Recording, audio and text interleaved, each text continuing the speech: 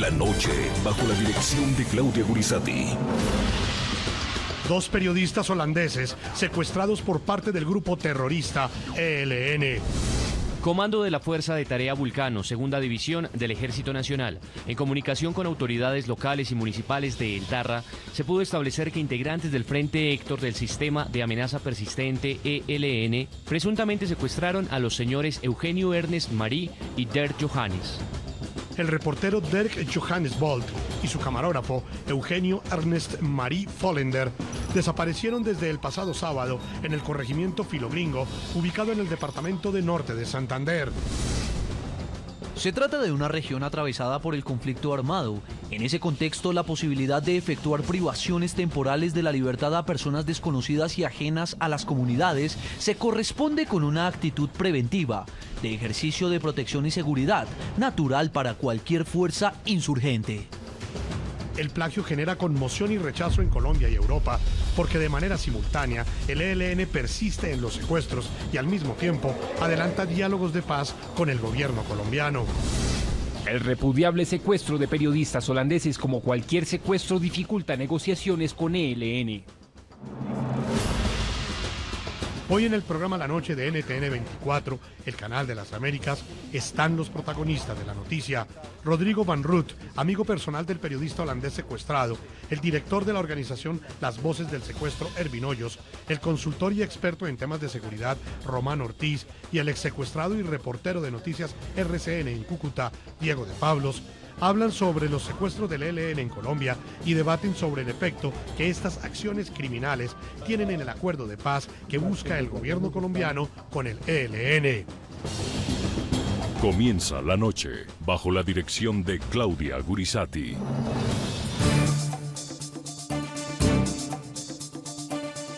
Buenas noches. La noche bajo la dirección de Claudia Gurisati enciende las luces para que usted vea el punto clave de la noticia. Soy Jefferson Beltrán. Bienvenidos. La noticia. Nuevamente el secuestro ejecutado por grupos terroristas vuelve a generar preocupación en Colombia y otra vez es el ELN el responsable de los plagios. La noticia. 4 días completan privados de su libertad el periodista holandés Dirk Bolt y su camarógrafo Eugenio Follender. El grupo guerrillero ELN, el cual ejerce una fuerte presencia en la zona del Catatumbo, confirmó que los tenía en su poder. A esta hora las operaciones militares se encuentran suspendidas en la zona. El cerco humanitario avanza en este momento para facilitar la liberación de los comunicadores. El punto clave de la noticia. El ELN persiste en secuestrar y pese a ello, el gobierno colombiano mantiene las conversaciones con las cuales busca un acuerdo de paz con el grupo criminal. La división persiste también entre quienes exigen que los acercamientos de paz estén supeditados a que el ELN renuncie a los secuestros, a sus acciones criminales, y por el otro lado quienes defienden las conversaciones sin el cese unilateral de las hostilidades. Mientras Bogotá y Colombia entera siguen consternados por el ataque terrorista en el centro comercial andino, hay otro flagelo que sigue al acecho en el país, el flagelo del secuestro. Ahora son 2 periodistas holandeses las víctimas. Se trata del reportero Dirk Johannes Bolt, de 62 años, y su camarógrafo Eugenio Ernest Marie Follender, de 58 años. Ambos comunicadores desaparecieron el sábado pasado en el corregimiento Filogringo del municipio de El Tarra, departamento de Norte de Santander. En su trabajo periodístico para la televisión pública de Holanda, Bolt y Marie facilitan y documentan reencuentros de personas adoptadas por holandeses con sus familias biológicas. Es un programa muy popular en Holanda. Más o menos 2 millones de personas ver el programa. Sí, porque es muy interesante y importante por comprender su historia.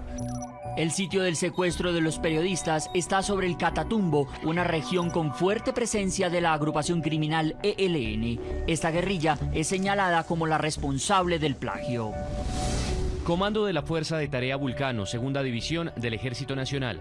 En comunicación con autoridades locales y municipales de El Tarra, se pudo establecer que integrantes del Frente Héctor del Sistema de Amenaza Persistente ELN presuntamente secuestraron a los señores Eugenio Ernest Marie y Dirk Johannes.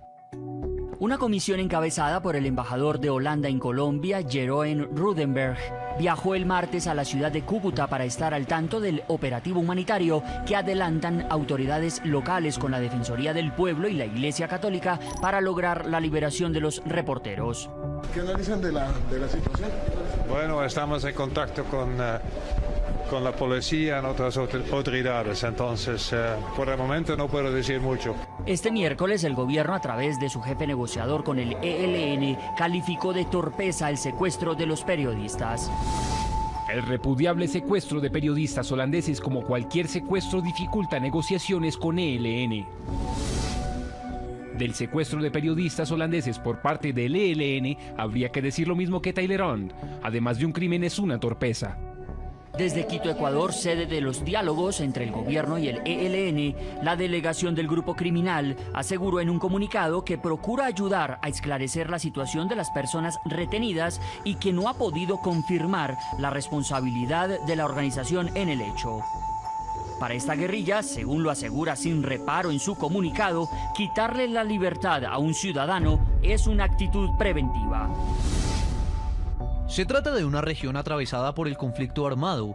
En ese contexto, la posibilidad de efectuar privaciones temporales de la libertad a personas desconocidas y ajenas a las comunidades se corresponde con una actitud preventiva, de ejercicio de protección y seguridad, natural para cualquier fuerza insurgente.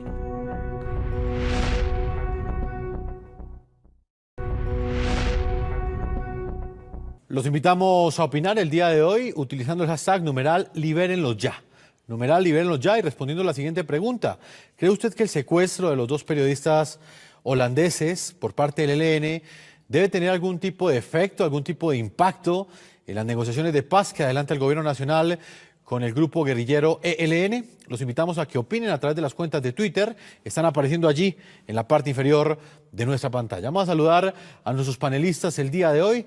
En nuestros estudios del programa La Noche está Ervin Hoyos Medina, director de la organización Las Voces del Secuestro. Ervin, bienvenido al programa La Noche. Jefferson, bienvenido, gracias. También quiero saludar hasta ahora en nuestros estudios de NTN 24 está Rodrigo Van Rooten. Él es un colombiano que fue adoptado por padres holandeses cuando tenía 3 meses de edad. Precisamente es amigo personal, es decir, conoció también al periodista Der Bol, que en este momento se encuentra secuestrado por el ELN. Bienvenido al programa La Noche. Muchas gracias. Y quiero saludar a nuestro colega y amigo, a Diego de Pablos, periodista permanente de Noticias RCN y de NTN 24 en la ciudad de Cúcuta, quien fue secuestrado precisamente hace un año, el 23 de mayo. Fue secuestrado en esa misma zona por parte del ELN junto a su camarógrafo Carlos Melo. Diego, bienvenido al programa La Noche. Jefferson, buenas noches. Saludo para usted, para los panelistas y para todos los televidentes. Diego, va a comenzar contigo en la ciudad de Cúcuta. Quisiera saber cuál es la última información que se tiene sobre esos dos periodistas. ¿Has estado al tanto de lo que les ha sucedido a ellos desde el pasado sábado? Y ha habido mucho movimiento, pero esos movimientos han sido bastante secretos, han sido quizás movimientos muy lejanos de la prensa. ¿Qué información hay en este momento sobre el posible operativo de liberación que avanza sobre estos dos periodistas? Jefferson, como usted lo señala, ha habido mucho hermetismo por parte de las autoridades, por parte de la Comisión Diplomática Europea que llegó desde hace algunos días a la ciudad de Cúcuta, pero pudimos hablar hoy con algunos veedores de víctimas del norte de Santander. Hay una comisión especial que es integrada por la Procuraduría, Defensoría y la Iglesia del municipio de Tibú, y parece que ya las conversaciones están muy adelantadas, pero hemos recibido hora que al parecer los operativos militares que se están desarrollando en el lugar y la presencia de militares pues no ha permitido que avancen con ese operativo humanitario para la liberación de los periodistas holandeses. Parece que antes de 24 horas van a ser liberados y pues todo depende también del movimiento militar que haya en los próximos minutos ahí en el sector de Filogringo y Versalles. Diego, usted en esa misma zona fue secuestrado precisamente hace un poco más de un año y unos cuantos días más. Cuando a usted lo privaron de la libertad en su condición de periodista, exactamente qué le decían los guerrilleros del ELN. Muy seguramente esa situación que usted enfrentó hace un año es la misma que en ese momento están enfrentando Der Bol y Ernest Follender. Sí, sí, es exactamente la misma situación. Nosotros fuimos secuestrados a unos 200 metros donde termina la poblada del sector de Filogringo y pues es complicado, ¿no? Es una zona difícil, el clima, pues las condiciones, todo en ese sector de norte de Santander es bastante complicado y pues nosotros hace un año, por fortuna, gracias a la presión de muchas personas, pudimos salir y pues ojalá que la suerte de ellos sea la misma, que puedan salir rápidamente. Ellos decían que nos retenían porque había mucha gente que les estaba infiltrando, que había mucha gente que se estaba haciendo pasar por médicos, por enfermeros, por profesores y que en este caso los periodistas también podrían ser infiltrados y que por ese motivo nos retenían para verificar nuestras informaciones, bien nuestra información. Ervin, ellos utilizan esa palabra muchísimas veces, se les están infiltrando, inclusive para ellos esto no es un secuestro, para el ELN es una actitud preventiva y hablan como si ellos fueran un Estado y tuvieran soberanía territorial sobre esa zona del Catatumbo. ¿Usted cómo analiza la forma como el ELN ha justificado con las palabras que le ha explicado no solamente a Colombia, sino en este momento a los Países Bajos, porque se trata de un ciudadano holandés, la forma como el ELN ha explicado este secuestro? El ELN está acostumbrado a manejar siempre una dialéctica disuasiva, evasiva de la responsabilidad criminal cuando ocurren este tipo de hechos. Es claro, absolutamente claro, que están cometiendo un secuestro, están cometiendo un delito internacional, están secuestrando a 2 periodistas extranjeros que están haciendo un trabajo legal, legítimo en Colombia, que les están obstruyendo la libertad de movilización, que les están obstruyendo el trabajo periodístico, que les están coartando su libertad, que los están intimidando, que están usando armas de fuego contra 2 periodistas que se los llevaron en estado de indefensión. O sea, aquí se tipifican muchas acciones que desde el derecho internacional son absolutamente punibles y desde el comportamiento social en un país como Colombia tiene que ser rechazado total y rotundamente. Ellos no se pueden atribuir el control de la movilidad ni de la población civil y menos aún las misiones humanitarias o los periodistas. Los periodistas dentro del DIH son personas protegidas, así que ellos tienen que respetar la condición de los periodistas en esta zona. Y estos son solamente dialécticas que usan para evadir esa responsabilidad. Nos damos cuenta que se tomaron 2 días, 3 días el COSE, el Comando Central en Quito, para reconocer que los tienen secuestrados. Tan pronto ocurrió el hecho como cuando ocurrió también lo de Diego de Pablos, que me alegra verlo en este momento, cuando lo secuestraron a ellos, inmediatamente nosotros hicimos contacto con las personas que fueron testigos. Yo dije, fue el ELN, así mismo lo llevamos diciendo desde hace 2 días, fue el ELN. Y lo triste y lo duro de esto es que las autoridades, el ejército y la policía se vean incapaces de hacerle un señalamiento al ELN como responsable cuando tienen la información, pero no lo pueden hacer porque le da temor de la represalia que pueda tomar el gobierno hacia estos oficiales que están en la zona y que saben realmente quiénes fueron los responsables de este hecho. En ese momento, Ervin Hoyos Medina, quisiera que usted le explicara a nuestros televidentes, además de estos 2 ciudadanos holandeses, ¿qué otras personas están en poder del ELN? Porque en ese momento hacemos este programa, lo hemos hecho muchas veces, aquí cuando se produce algún tipo de secuestro por parte de esta organización criminal, pero muchas veces estas personas no son liberadas. Diego de Pablos hace un año estaba secuestrado junto con su camarógrafo, junto con Salud Hernández, y gracias a esa movilización de la sociedad, de los medios de comunicación, el ELN los dejó en libertad de manera pronta. Pero no ha sucedido lo mismo en otros casos, Sergio. No ha sucedido lo mismo, por ejemplo, se llevaron a la profesora Rosalba Ariza, que se la llevaron en el macizo colombiano. Recordemos que hicimos una movilización hasta allá, al macizo colombiano. Nos fuimos un grupo muy grande de voluntarios del grupo de Vamos por Ellos. Estuvimos haciendo un trabajo de 20 días de búsqueda hasta que se encontró incluso la ropa de la profesora. Estos responsables del ELN tienen que dar un día respuesta por la profesora, pero no solamente la profesora Rosalba Ariza, son 172 secuestrados que están en poder del ELN que no volvieron a dar razón de ellos, porque conocemos el accionar criminal de este grupo. En muchos de los casos, cuando los secuestrados no son visibilizados, cuando no llegan a los medios de comunicación, cuando son personas que son finqueros, que tienen alguna capacidad económica, estos criminales los asesinan, los desaparecen. Les han grabado pruebas de supervivencia previamente, les hacen videos, les hacen fotos y con esas pruebas de supervivencia falsas extorsionan a la familia 1, 2, 3 años y cuando ya las familias se quedan sin recursos y no pueden pagarles más, sencillamente no los vuelven a llamar. Ese es el método criminal que tiene el ELN, que es absolutamente cruel, despiadado, criminal, y por eso tiene que ser una acción absolutamente repudiada por la sociedad. Este grupo no tiene compasión con las víctimas. Lo mejor y lo más importante que pueden hacer las familias de las víctimas es visibilizarlas y denunciar inmediatamente para que les respeten la vida. Pues este caso ha sido visibilizado a través de diferentes medios de comunicación, no solamente en Colombia y en el continente americano, sino por supuesto en Europa, en los Países Bajos, específicamente en Holanda.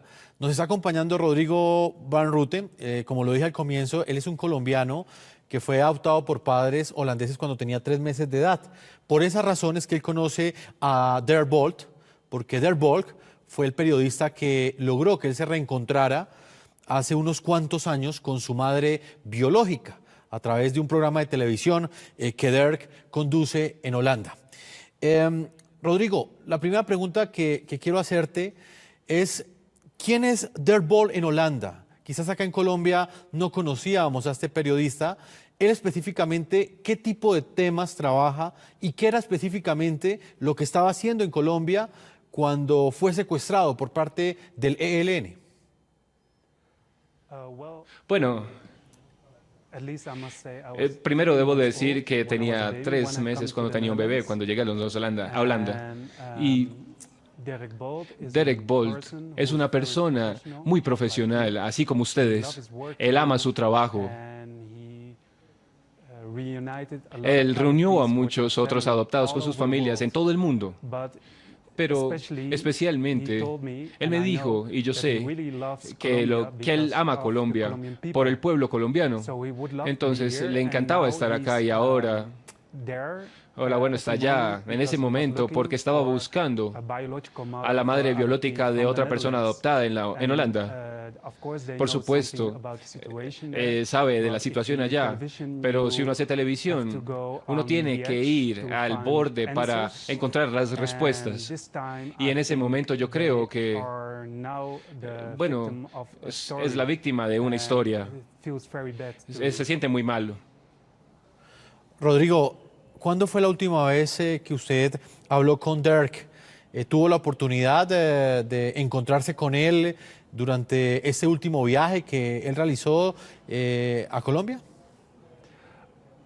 No, últimamente. Yo no estuve en contacto con él, digamos que hasta el 13.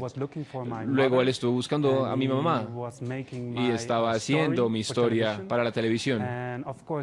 Bueno, es un hombre muy ocupado. Es muy difícil contactarme con él, pero hablo mucho con sus colegas del equipo de producción todo el tiempo, porque también siguen lo que yo estoy haciendo con Colombia, con la adopción en general. Entonces yo sé, por holandeses que viven acá, estoy en contacto con la televisión holandesa y bueno, les doy información sobre esta situación, a veces con Dirk Bolt. Rodrigo, otro de los puntos importantes tiene que ver con la forma como esta noticia ha sido recibida en los Países Bajos, específicamente en Holanda. ¿Qué impacto ha tenido esta noticia, específicamente el secuestro nuevamente en Colombia de 2 de sus ciudadanos? Nosotros estamos muy sorprendidos en Holanda porque el programa Porlos de Dirk Bolt es muy popular en Holanda. Cerca de 2 millones de personas ven el programa. Es, digamos, un programa que ya ha existido por más de 25 años. Nos sorprende muchísimo. Muchos de los turistas van de Holanda a Colombia. Tenemos otros pensamientos sobre Colombia ahora. Siento mucha pena por el país, por el pueblo colombiano, porque es una historia muy triste para todos. Todo el mundo va a pensar que no es tan bueno ir a Colombia ahora, pero creo que, bueno, va bien, entre comillas. Estamos muy sorprendidos. Todos los periódicos, todas las estaciones de televisión en Holanda están preocupadas con este tema y esperan que haya una liberación pronto. En cuanto a la personalidad de Dirk Bolt, ese periodista que está secuestrado, que por lo menos no tenemos noticias de él desde hace 4 días. El secuestro tuvo lugar en la zona del Catatumbo el pasado fin de semana, entre sábado y domingo, en lo que tiene que ver con la personalidad de él como periodista. ¿Cómo lo puedes describir? Bueno, yo creo que es un holandés muy típico, es alto y delgado y también es muy profesional. De hecho, no tiene vida privada, creo yo, porque todo el tiempo está ocupado haciendo nuevas historias, encontrando familias para todos los adoptados en todo el mundo, también en Colombia. Entonces, él también habla muy buen español y realmente se entra a las culturas de los países y de Colombia. Siempre amó venir a Colombia porque la gente colombiana es muy feliz con poco. Hay brillo en sus ojos, en su corazón, y la gente holandesa es mucho más fría. Entonces, sí, yo sé que, bueno, él entendía que no era un lugar difícil acá, pero pues quiere encontrar respuestas, ayudar a otros adoptados. Por eso creo que tomó esta decisión de ir. Y bueno, es triste ahora, pero es posible que eso podía suceder. Rodrigo, quisiera que habláramos un poco de la historia que en ese momento él estaba reconstruyendo, el reencuentro que estaba tejiendo en este momento y que estaba investigando aquí en Colombia. Él hizo precisamente ese mismo reportaje con tu familia, te permitió o te ayudó a reunirte con tu madre biológica. En el caso específico el cual lo llevaba, o por lo menos lo traía en este momento a Colombia, ¿qué podemos decir? Él exactamente, ¿cuál era el reencuentro que estaba organizando? Bueno, yo estaba... yo fui cruzado con otro bebé, entonces mis papeles cambiaron con otro bebé. En primer lugar, tuvimos que encontrar quién era el otro bebé para encontrar a mi madre biológica. Y Sporlos realmente me ayudó, porque primero encontraron a otra madre aquí en Colombia, que no era mi madre. Yo hice varias pruebas de ADN y luego descubrí que se había cruzado con otro bebé que también vivía en Colombia, bueno, en Holanda, un adoptado. Y yo recibí sus papeles y él recibió mis papeles. Y entonces Sporlos y Derek Bolt empezaron a buscar mi familia colombiana y encontraron rápidamente a mi familia colombiana en Cachipay, cerca de Bogotá. Estoy muy feliz, pero bueno, me tomó más de 5 años encontrar a mi madre y Sporlos hizo un gran trabajo porque tenían muchas conexiones aquí en Colombia ya, porque son gente agradable, porque hablan español, tienen buenos contactos con muchas personas colombianas y luego hicieron una historia sobre encontrar a mi mamá. Bueno, es una especie de documental película porque fue difícil, fue muy extraño. Y Derek Bolt hizo mucho, hizo una perfecta historia. Estoy muy alegre, muy orgulloso de encontrar a mi familia y de volverme colombiano. Por eso quiero hablar positivamente sobre Derek, sobre Colombia, que me ayudaron ambos a hacer que esto fuera posible. Derek Bolt hizo que esto fuera posible. La verdad creo que es muy importante que Derek Bolt sea liberado pronto, porque es un hombre muy positivo, solamente quiere ayudar a la gente y está aquí en Colombia para trabajar con el pueblo colombiano, para trabajar por nosotros, por la gente adoptada, porque yo también soy un poco colombiano y holandés. Intermedio. Es solamente un hombre con un programa, con buenos pensamientos y buenas ideas. Pues esas historias que ven los holandeses son las que llegó pues en ese momento a Colombia. Vino precisamente Derek Bolt a buscar aquí a Ervin, específicamente lo hizo en norte de Santander y allí encontró el secuestro. Hay un punto que me parece muy importante, Ervin, y lo tocaba Rodrigo, es la forma como en Europa en este momento ven a Colombia. Evidentemente este no es el primer extranjero que se secuestra en Colombia o que es privado de la libertad de manera ilegal en Colombia, pero sí, quizás en Europa había otra percepción y para muchos era un capítulo ya superado, Ervin.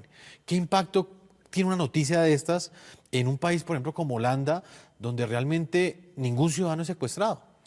El primer holandés secuestrado en Colombia en el año de 1994 fue Roland Jonker, un holandés que se lo llevaron también las FARC y que al final, después de que extorsionaron a la empresa, que la empresa pagó ese secuestro, en Holanda lo liberaron. Este secuestro en Holanda impacta mucho. Para nosotros dimensionar, eso es como si aquí hubieran secuestrado a Alejandro Muñoz, al Machorrito, que hacía los programas de reencuentros. Si hubiera continuado con ese programa y se lo hubieran secuestrado en otro país, sería de gran impacto. Es un programa muy reconocido, sobre todo por el trabajo de terreno que hacen ellos en distintas partes del mundo, por las historias tan luchadas que ellos logran construir. Entonces este hombre es un, entre comillas, es un héroe del periodismo en Holanda, y viene y se mete a Colombia a hacer un trabajo en un país tropical bonito y se encuentra con que es secuestrado. Entonces eso nos lleva a los colombianos ahora a un escenario similar a México o a un Siria o a un país en donde no se puede hacer periodismo porque se secuestran a los periodistas extranjeros. Lo peor que le puede pasar a la imagen de Colombia en el exterior es que la prensa internacional se vea amenazada. Y en este momento el ELN nos está exponiendo a esa visualización nuevamente, algo que ya hace mucho tiempo había dejado de ocurrir, porque ante el secuestro se ha mantenido y ha habido unos hechos que todavía no se han resuelto. A los periodistas no se les tocaba, y menos a los periodistas extranjeros. Había casi que una inmunidad a la prensa extranjera en Colombia. Uno siempre decía, a los periodistas extranjeros no les pasa nada porque pueden moverse tranquilamente entre los grupos armados, entre las FARC, entre el ELN, hacen documentales, hacen muy buenas producciones, entran y salen sin problema. El ELN está exponiendo el país en este momento al plano más riesgoso para la prensa, y esto es algo que le cuesta mucho a Colombia. Esto le tiene que costar al ELN políticamente, judicialmente, porque esto no pueden seguir cometiendo este tipo de acciones contra la prensa y más aún contra los periodistas extranjeros. Diego de Pablos, en la ciudad de Cúcuta, como lo decía al comienzo, usted estuvo secuestrado hace un año. ¿Cuál es el tratamiento que le da el ELN a un periodista en condición de cautiverio? En el caso de este holandés, como bien lo explicaba Rodrigo, él se encontraba haciendo prácticamente un tema eminentemente humanitario, quizás un tema que estaba alejado de ese conflicto armado, de esa amenaza terrorista que representan esos grupos ilegales en el Catatumbo. ¿Cuál es el tratamiento que le dan a los periodistas el ELN cuando los secuestra, de acuerdo con la experiencia que usted vivió, Diego? Definitivamente, Jefferson, hay un tratamiento especial, hay una preferencia. Yo he cubierto el reencuentro de muchos secuestrados con sus familiares, y las historias que cuentan y los tratamientos que muchas veces les dan a estas personas, pues no fue igual al que nos dieron a nosotros. Nos tuvieron, digamos que cierta buen manejo, nos tuvieron, la alimentación fue buena, pero en algunos momentos hubo mal tratamiento, hubo malas palabras, hubo intimidaciones, como lo decía Ervin, nos amenazan con armas de fuego, que es lo más complicado y digamos que lo más temeroso. Y yo creo que después de que usted esté amedrentado, así lo traten con pluma o así lo traten con muy buenas palabras, pues la verdad uno vive con terror esos momentos. Entonces creo que a pesar de que haya sido privilegiado el tratamiento, yo creo que estar secuestrado es de las peores cosas que le pueden pasar a uno, y me imagino que los están tratando bien, pero estar imposibilitado, estar limitado y estar intimidado es muy duro para una persona. Por eso es que el secuestro es uno de los flagelos más graves que existe.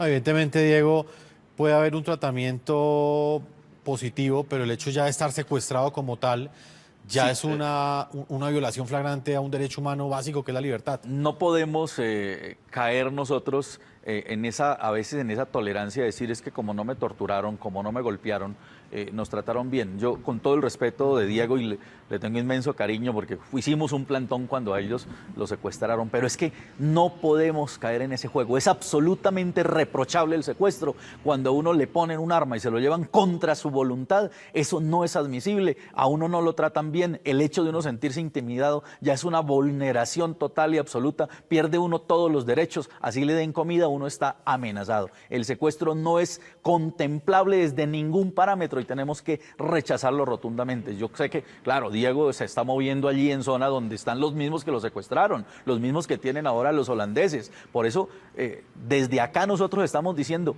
que rechazamos esto y si tenemos que ir a la zona, allá donde los tienen, a tomarnos filogringo, lo vamos a hacer. Pero el ELN tiene que sentir que han cometido un crimen. Que han cometido un crimen que es rechazado por la prensa internacional, que es rechazado por la sociedad y que no lo aceptamos, que son unos criminales secuestradores. Evidentemente, como lo manifiesta Ervin, debemos decir que Diego de Pablos, después del secuestro, él sigue en estas zonas, lo hace de manera valiente porque prácticamente se está encontrando en cada uno de sus coberturas, posiblemente con las personas que lo privaron de su libertad. Se los debe cruzar. Inclusive, en el segundo bloque vamos a estar hablando de eso, Diego. Voy a hacer una primera pausa comercial. Hoy estamos precisamente lanzando un SOS numeral Libérenlos ya por la libertad de Dirk Bolt y por supuesto de Ernest Hollander. 2 holandeses, 2 periodistas que fueron privados de su libertad de manera ilegal por parte de un grupo criminal, en este caso por el ELN, en la zona del Catatumbo, en Colombia.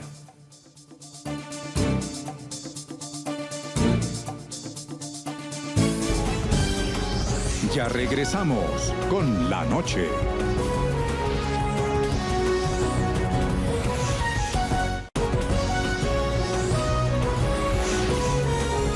Continuamos con La Noche.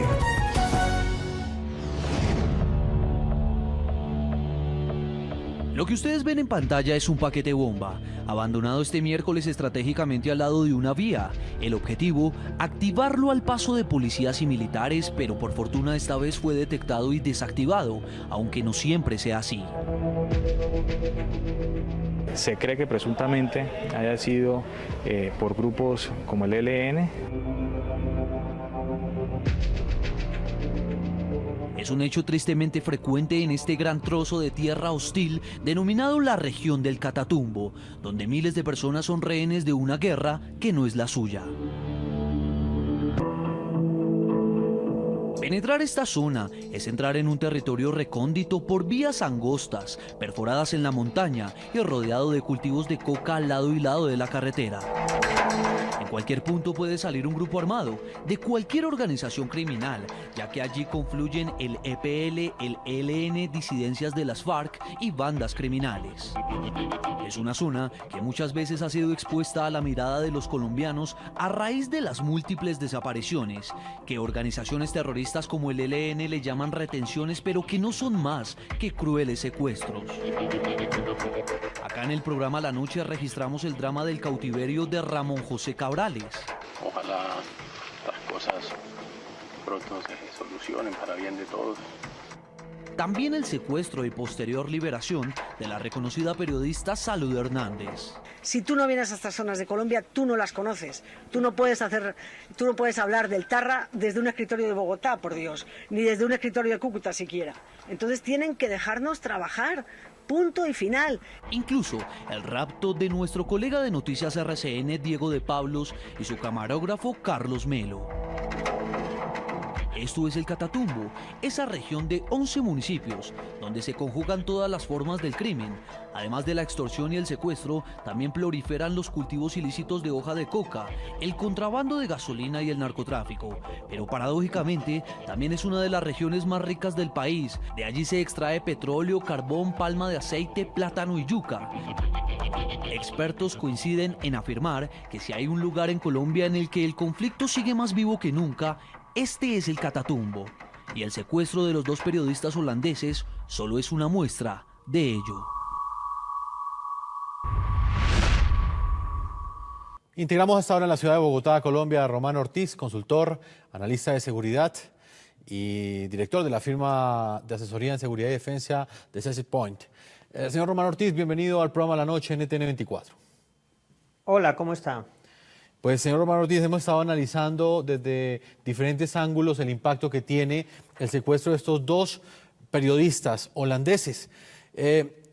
Quisiera comenzar preguntándole sobre esta región en específico. Veíamos este informe en el cual hacemos una radiografía de la situación de seguridad. ¿Usted que para el ELN resulta beneficioso secuestrar periodistas?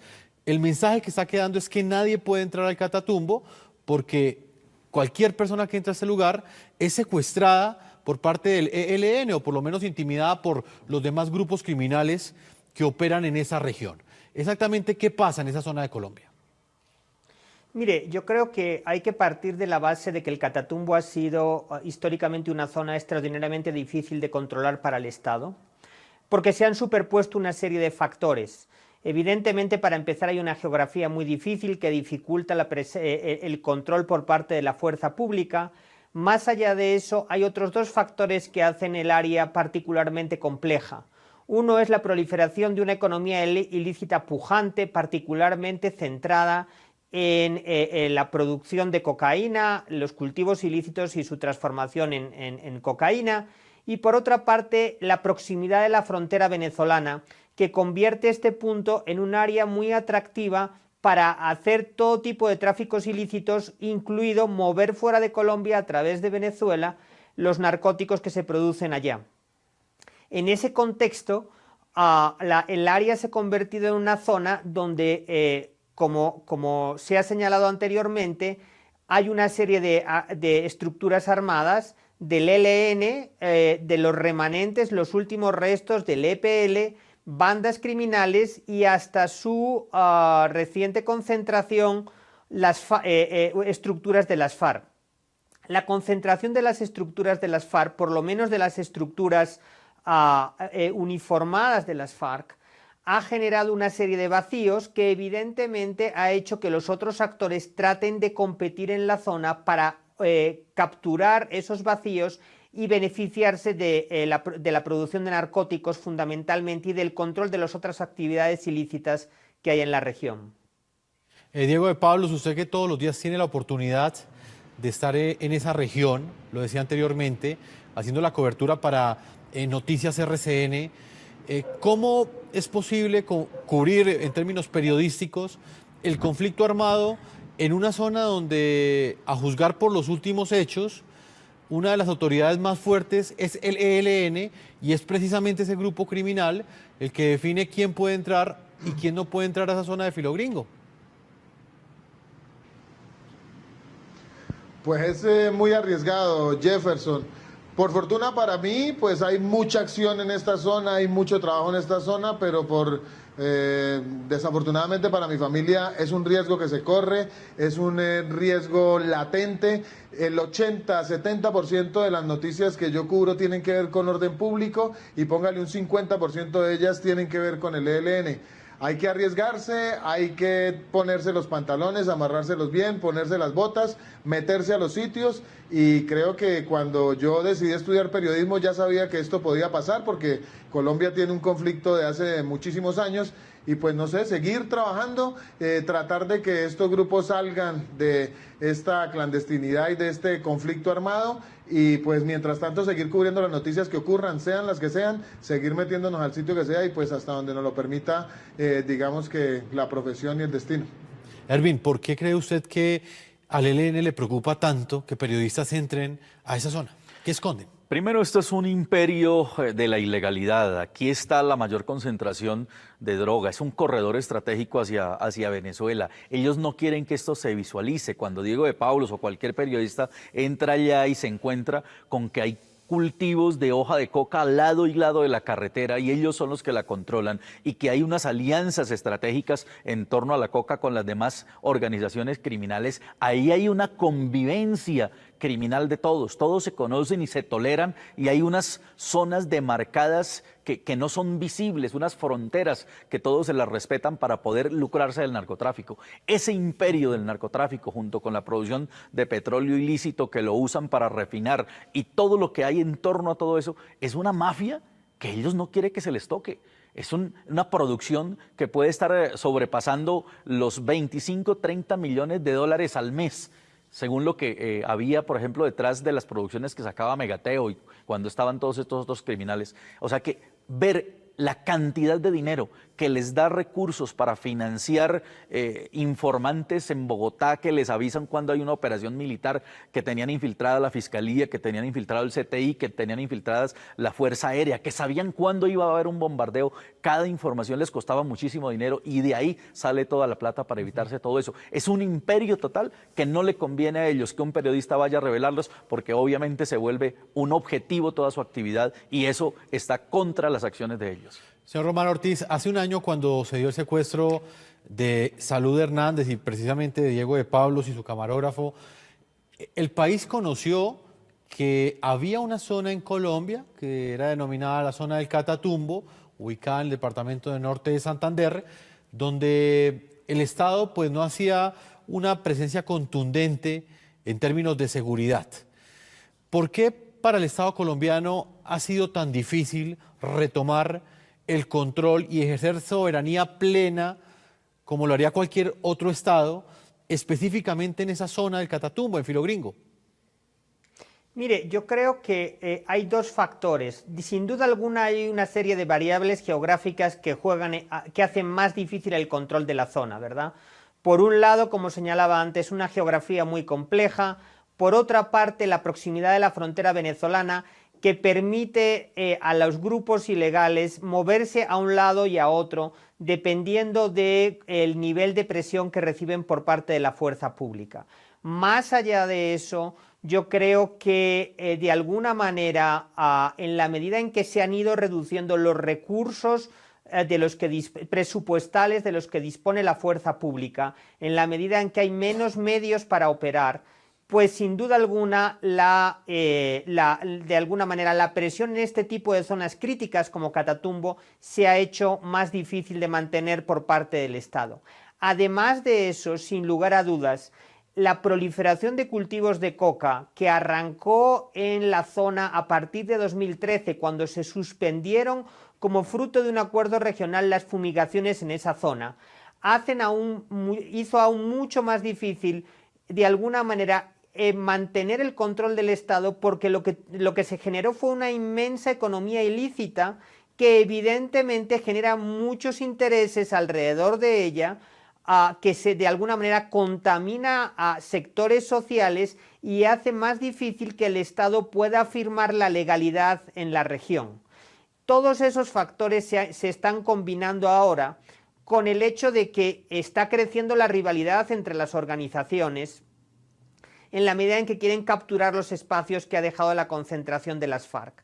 Más allá de eso, yo creo que vale la pena mencionar también la absoluta falta de cooperación de las autoridades venezolanas, que hace mucho más sencillo para los grupos armados explotar la frontera a su favor, ¿verdad?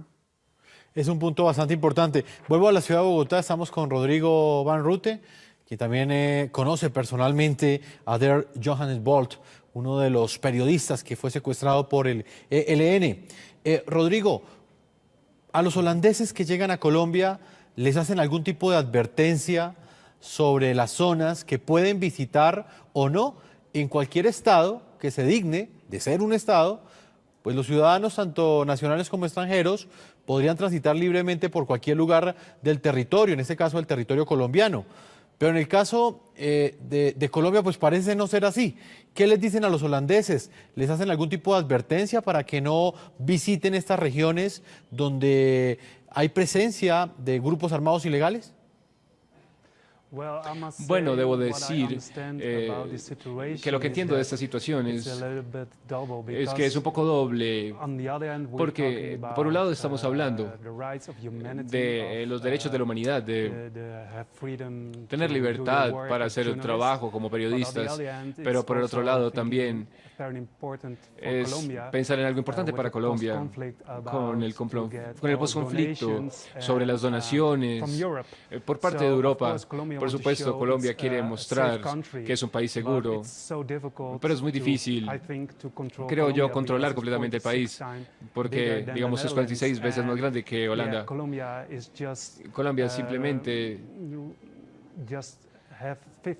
bueno, tuvo 50 más años de guerra y acaba de dejarlos atrás, entonces recuperar esto toma mucho tiempo, creo. La verdad, creo que lo más importante aquí es hablar del derecho de la humanidad, digamos, vivir. Cuando vengo aquí o cuando uno quiere ir a Colombia desde Europa, ellos siempre lo informan a uno y proveen todo tipo de información a través de la embajada de lo que está pasando en Colombia, qué tipo de enfermedades hay presentes, a dónde puede uno ir sin ningún tipo de, fraccionación o sin ningún tipo de división a algún sitio complicado, pero también dicen que no vayan a ciertas áreas o a algunas áreas de Colombia porque hay partes buenas, hay sitios bonitos, pero también hay sitios que no pueden, digamos, garantizar la seguridad de uno.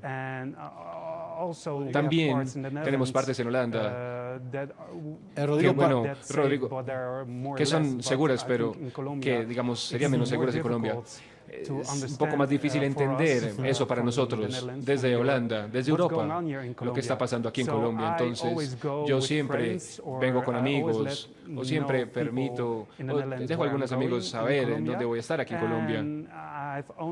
Rodrigo, para finalizar esta amable entrevista que nos estás concediendo acá en la ciudad de Bogotá, porque estás en Colombia, ¿cuál es el mensaje que le puedes enviar a Dirk Bolt y por supuesto a Ernest Follender, esos dos reporteros holandeses?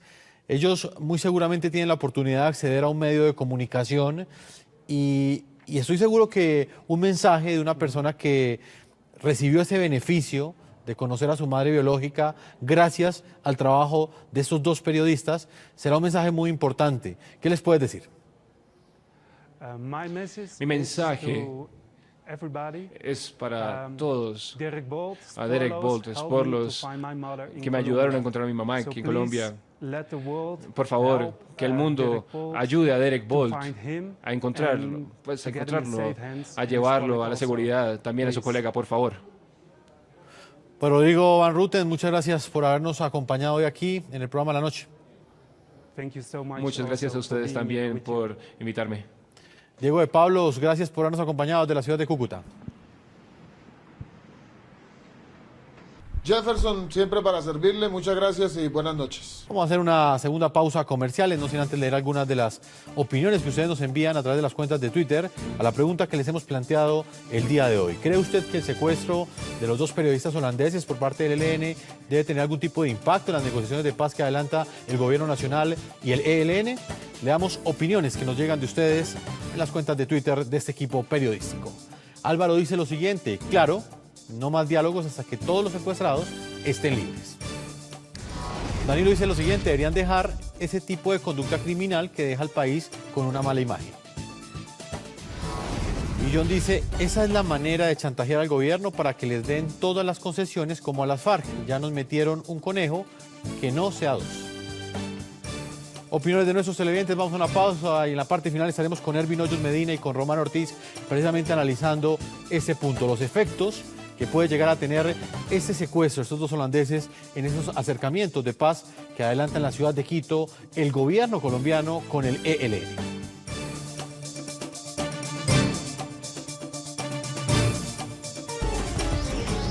Ya regresamos con La Noche.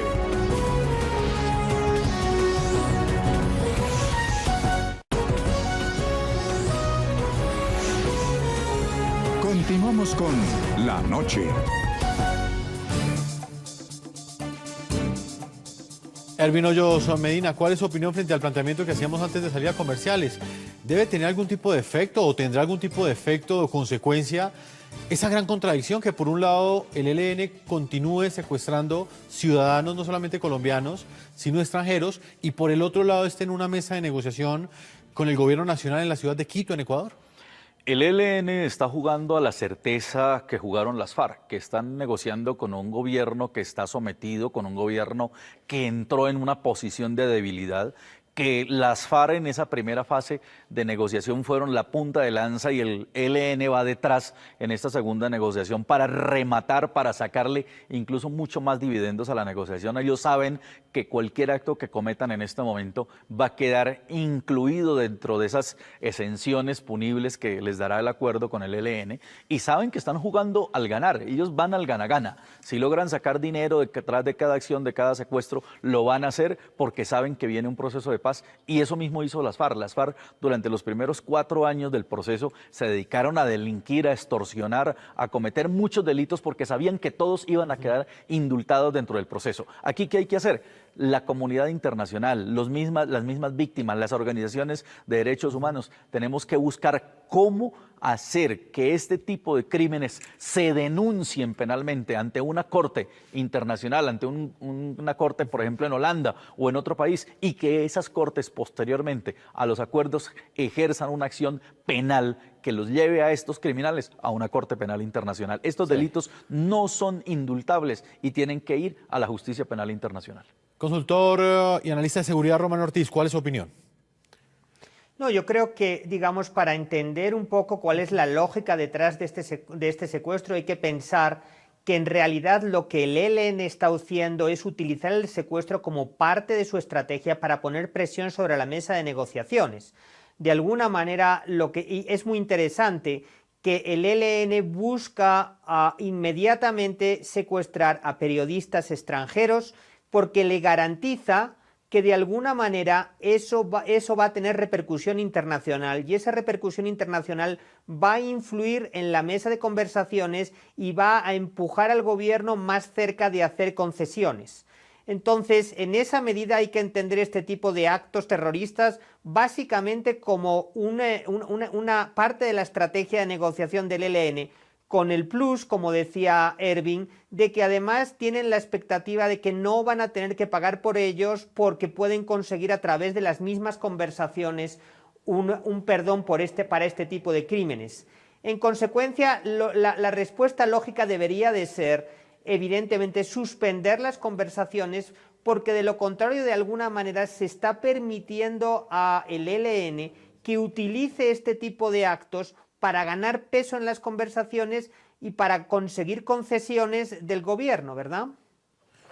Pues señor Román Ortiz, le agradecemos el tiempo, se nos ha agotado el programa del día de hoy, pero son muchos temas los que se desprenden de este secuestro que en este momento tiene en vilo no solamente a 2 familias, sino también a otros colombianos que también están en poder del ELN y que hasta el día de hoy sus familiares más cercanos no han tenido ninguna noticia. Señor Román Ortiz, analista de seguridad, muchas gracias por habernos acompañado aquí en el programa de la noche.